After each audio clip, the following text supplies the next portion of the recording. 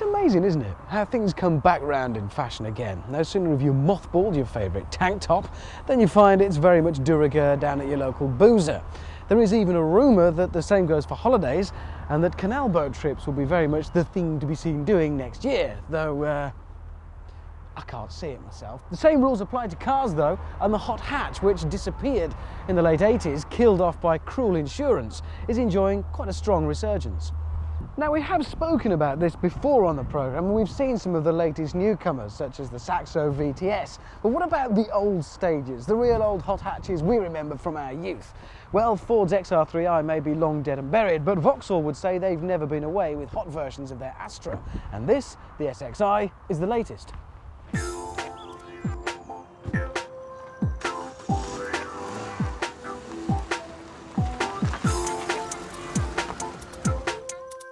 In the Astra's various incarnations, it's gone from very boxy through being swoopy, then to the decidedly middle-of-the-road Mark III, ending up now in a combination of straight and curved lines in what is probably the most resolved and grown-up design yet. Whilst the exterior, if admittedly rather conservative, is finished and complete, the interior, well, frankly, it's a bit of a disappointment. Dull and rather boring. Best ignored. Now, the previous version of the Astra may have been as sophisticated as an Australian football team's annual Christmas party, but the new one is a whole new kettle of fish. As you'd expect, that's mainly because the handling has been tweaked by Lotus, which explains why it handles, well, really, so well. Given that it's up against the likes of the Ford Focus, which in particular has a reputation for handling very nicely, thank you, it's going to have to perform, and it does deliver. It's very, very pliable, very comfortable to drive. It doesn't feel threatening or challenging, but as soon as you start to push it, you recognise it's actually got what it takes.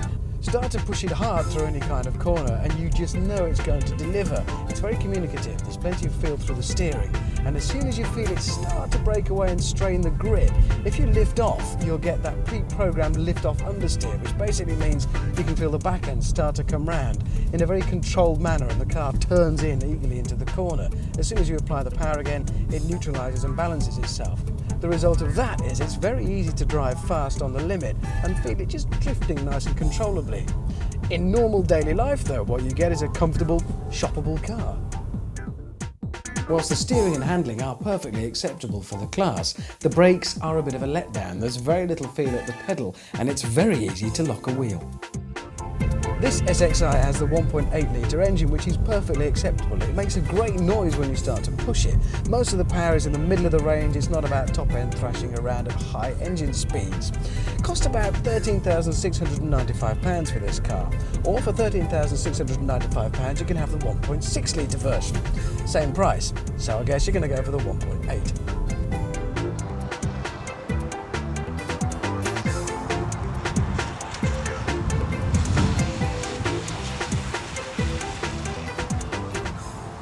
If you like your hatchbacks prepared the way I favour my curries, warm but not too hot, then you're spoilt for choice at the moment, because that's the way the market seems to be going. Maybe it's a result of us all getting older and more sensible. So if you've got the Tinderloo that is perhaps the Saxo VTS or the hot new Clio Sport, maybe at the other end of the scale there's the rather overweight Golf GTI. That would be a Corma. This then lies somewhere in the middle, a sort of Vauxhall Rogan Josh. And as that, it makes a lot of sense.